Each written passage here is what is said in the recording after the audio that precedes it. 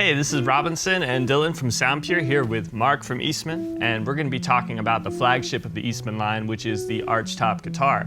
And Mark, why don't you start off with a little history on how did Eastman get started building these guitars and kind of what went into the design?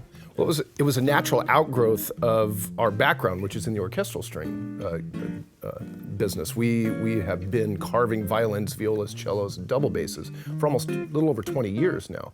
And about 10, 11 years ago, on a dare almost from Bob Benedetto, the owner of the company, Chen, decided to try and build an Archtop guitar. And so that was the genesis of us building fretted instruments. And from there, we've just kind of gone with the help of people like Jim Fish over the years, and with the help of people like John Pisano, we've really kind of fine-tuned it. And now we offer a full range of Archtop guitars, as well as some thin lines and stuff that's a little more suited for more diverse types of music than jazz. Awesome. Yeah.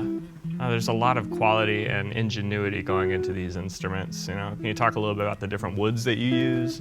It's very traditional. We haven't really gotten into anything exotic or anything at this point in time, but we're still using the traditional woods that were used back with people like D'Angelico and D'Acquisto and whatnot, and the early Gibsons, the Lloyd Loar stuff. But we're using traditional mahoganies and maples for our backs and carved spruces for our tops.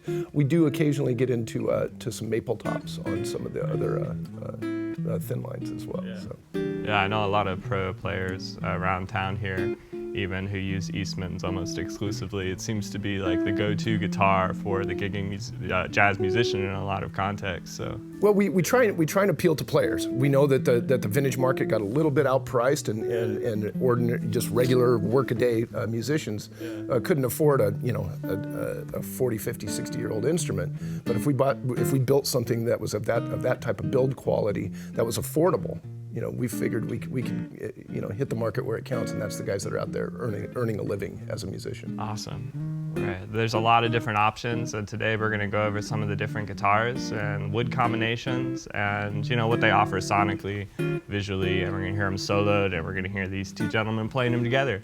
So stick with us and enjoy.